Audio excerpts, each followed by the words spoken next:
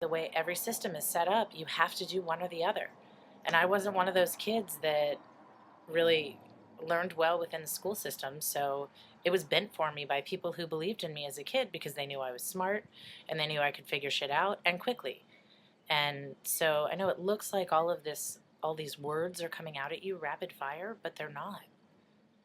I've been writing them forever, and I've been talking in circles forever and listening to messages forever and taking lessons from everything. Everything Granny ever taught me, I flipped on its ass and used it in my own way. That's what Granny Vision is. That's just seeing things chacun son goût. Whatever the fuck sounds good, that's what she meant. And she totally respected the fact that we did not understand each other. I amused her and she amused the hell out of me. Why? Because we have totally different opinions. But the love there was deep, and she inspired me because she's done amazing things. She opened a swimming pool at the JCC. I mean, she's done so much stuff that I've written about. I'm sick of talking. And it's kind of funny because it was the last time I had Foo at home. She heard me on the phone pontificating about something or other, and she was like, "Mommy, I finally figured out what you do all day." And I was like, "What, love?" "Talk!" Hell yeah, I talk to whoever will listen. But I've been talking to the same people for the last year, and I am sorry. Everybody is so locked up in their systems of doctors and money and fucking bills to be paid. Are you kidding me? My family is falling apart. My husband will not speak to me and has not spoken to me in over a year, and we're supposed to do this together? Bullshit. It's time to fucking dial 911. This is a domestic terrorism crisis. This is bullshit. There's nothing we shouldn't be able to talk about. There's no reason we shouldn't be able to sit in front of a neutral party without having to try to exchange any power, but neutralize all the bullshit so we can get on the same page about how we're going to do this. And that's the one thing he hasn't been willing to do. My parents haven't been willing to do. Everybody thinks I'm a nutter, but I mean, I realize it's kind of ridiculous to say, wasn't anybody paying attention? Because I realize that nobody's ever paying attention to me because I don't really do anything except for talk. Um, and everybody's so confused by the Dana show that nobody's catching the message, which is I'm saying some shit, and the reason you're laughing is because it's funny, but that's because I'm talking about shit that's fucked up. Or I'm talking about shit that's so funny we should go try it. And I'm up for either, but let's have a conversation. And everybody laughs and they go back to their beer, or, they go surf the web some more, or they go watch some football. Nobody's talking about anything interesting anymore. Even the people who think they're the most interesting. And I think that's fucking boring. And I want to talk to some interesting people.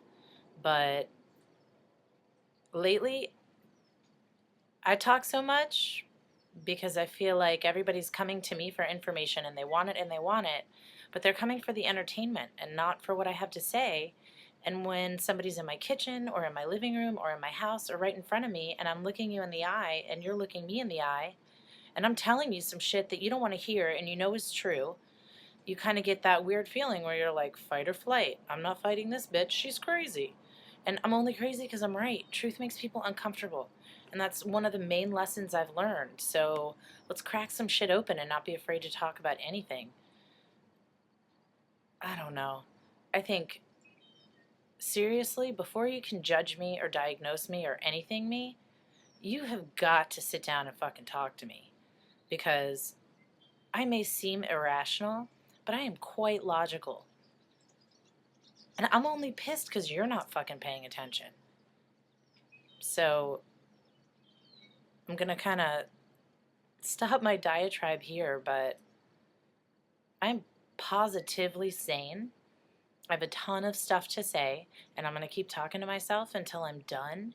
And by then, I'm going to be kicking it on the beach with my kids, modeling a parenting style that is work and pleasure, and parenting, and family, and communication, and a cure for almost every global ailment, because everything fucking starts at home, and we weren't talking at home. Our family fell to shit. And I've seen the inside of the school system. I've seen inside of universities. I've seen inside of every fucking cubicle of mass media. This is shit. The way we're operating this is very, very bad. And I always get hired to do the wrong job. I got hired to be a mom, but the mom system is kind of shit. And we're so fucking tired to stand up and get pissed. And you guys think we have PMS or whatever the fuck we have? No, we have ideas. That's what we have. You give us fucking 42 seconds to talk about something other than sucking your dick or doing your dishes, you might hear one. But until then, I'm staying here at the beach because I can talk to the ocean and I can talk to the locals and I can talk to the computer.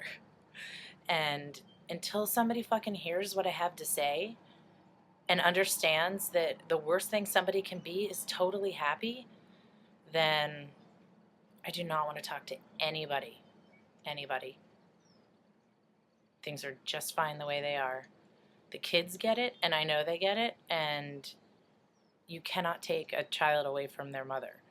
So I know those babies will boomerang right back. I've seen this before. It's a reactionary decision, and I'm sick of hearing no for the sake of no. I'm saying fuck no. That's kind of no. So, love and kisses. I'm fine. I would maybe check in with a doctor yourselves. Seriously.